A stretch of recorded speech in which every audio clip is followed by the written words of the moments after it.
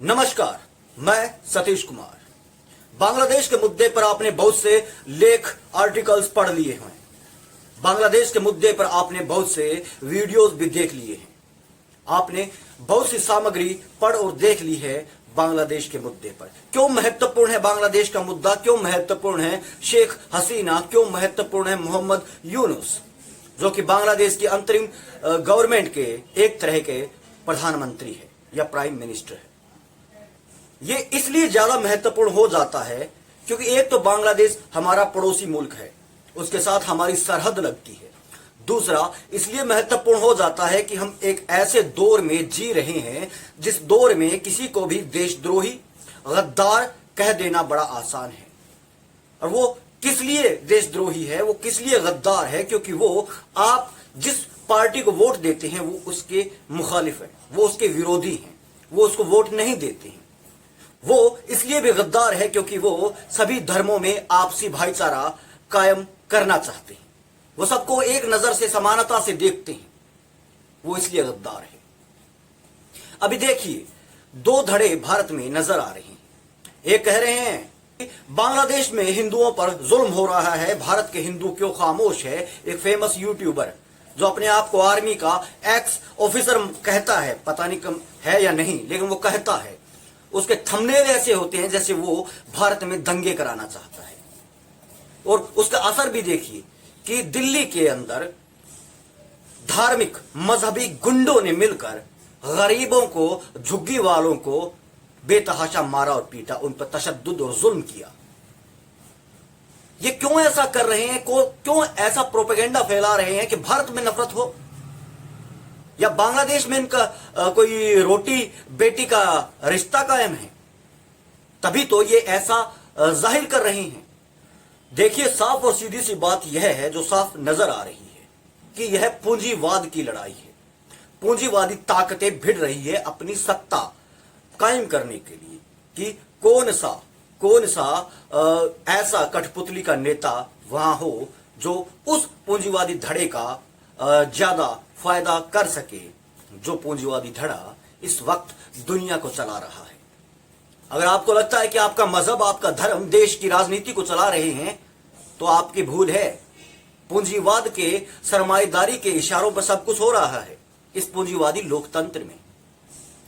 अब देखिए, जैसे मैंने पहले बताया कि दो चीजें हैं, खासकर मैं भारत की बात करूंगा। अभी एक बार बांग्लादेश को आप छोड़िए, अरे मुद्दा बांग्लादेश ही है, केंद्र बिंदु बांग्लादेश ही है, लेकिन एक बार ही आप भारत पर आइए। यहां दो तरह की राजनीति चल रही है पत्रकारिता में। एक कह रहे हैं बांग्लादेश में हिंदुओं पर जबर जुल्म अत्याचार हो रहा है, उन्हें खास तौर पर टारगेट करके उनको मारा जा रहा है। भारत के हिंदू चुप क्यों हैं, भारत में ऐसा क्यों नहीं हो रहा कि यहां अल्पसंख्यकों पर जुल्म हो, लब्बो लबाब उनका यही है। तो दूसरा, एक अपने आप को प्रगतिशील कहने वाला धड़ा, वो बांग्लादेश की इस उथल पुथल को जनवादी या जनवाद का मतलब है डेमोक्रेसी, लोकतंत्रवादी, इस उथल पुथल को जनवादी क्रांति के नाम से देख रहा है। ये तो बहुत बड़ा मजाक है।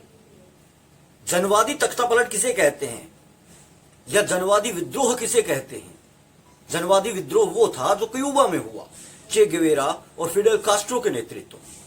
यहां तो भारत के कुछ प्रगतिशील, सो कोल्ड प्रगतिशील और सो कोल्ड जनवादी धड़े मोहम्मद यूनुस को चे गेवेरा के रूप में देख रहे हैं। यार, किस ख्वाबो ख्यालों की दुनिया में तुम रह रहे हो? ये खालिज पूंजीवादी खेल है जो बांग्लादेश में हो रहा है। और भारत के सत्ता पक्ष के गोदी मीडिया वाले, जो सत्ता की गोद में बैठकर रिपोर्टिंग करते हैं, जो सत्ता के गोद में बैठे हुए यूट्यूबर भी ये स्थापित करने की कोशिश कर रहे हैं कि वहां हिंदुओं पर खास तौर पर जुल्म हो रहा है, जबकि हकीकत यह है।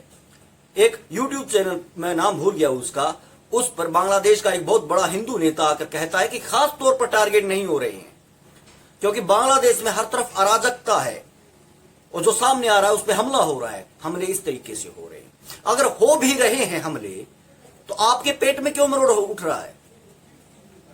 क्या मणिपुर का हिंदू हिंदू नहीं था? उस वक्त आप नहीं बोले।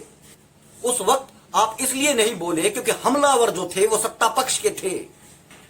बीजेपी राज सत्ता में थी, आप इसलिए चुप थे। उत्तराखंड में अल्पसंख्यकों पर जुल्म होता है, आप चुप रहे। हरियाणा के मेवात के नूह में दंगे कराने की कोशिश की गई, आप चुप रहे। आप हर वक्त चुप रहते हैं। मुजफ्फरनगर कौन भूलेगा। राजस्थानी में एक कहावत है कि पैरों जलती नहीं दिखती, डूंगर जलती दिखती है। कि अपनी पीड़ नहीं दिख रही है, अपना घर नहीं संभालना है, दूसरों का घर संभालना है।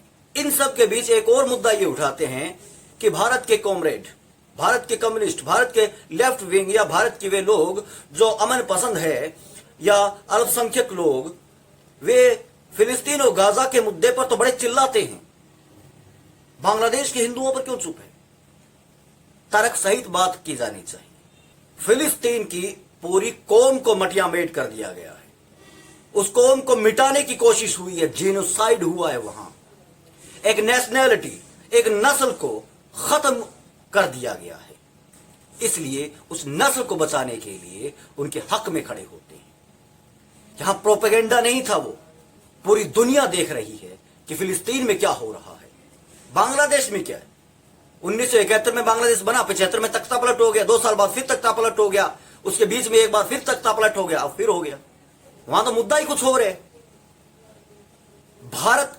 भारत के शांति और अमन का जो ये माहौल है, इसको खत्म करने की कोशिश की जा रही है इन गोदी यूट्यूबरों और गोदी मीडिया के बिकाऊ दलाल पत्रकारों के द्वारा। आपको मणिपुर का हिंदू हिंदू नहीं लगता और दर्द उठ रहा है आपको बांग्लादेश के लिए। उसकी करेंसी आपसे ज्यादा मजबूत है, वो जानता है उसे क्या करना है। और दूसरी बात, जो लोग मोहम्मद यूनुस को चे गुवेरा के रूप में देख रहे हैं ना, चे गुवेरा की शक्ल में, उनका चश्मा भी जल्दी उतर जाएगा। यह खालिस पूंजीवादी लड़ाई है, इसमें धर्म मजहब कुछ नहीं, सब कुछ अभी अराजक स्थिति में है।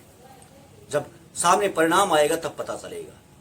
इन बिकाऊ दलाल पत्रकारों, दलाल जो मीडिया है, इसकी बातों में आकर अपने देश के भाईचारे पर हमला नहीं होना चाहिए, जैसा दिल्ली में हुआ। वो बेचारे बड़ी मुश्किल से 2 वक्त का खाना जुटा पाते हैं अपने परिवार के लिए, उन्हें तोड़कर फेंक दिया गया। यह बहुत गलत है, बहुत ज्यादा गलत है। यह देशभक्ति नहीं है, यही असली देशद्रोह है।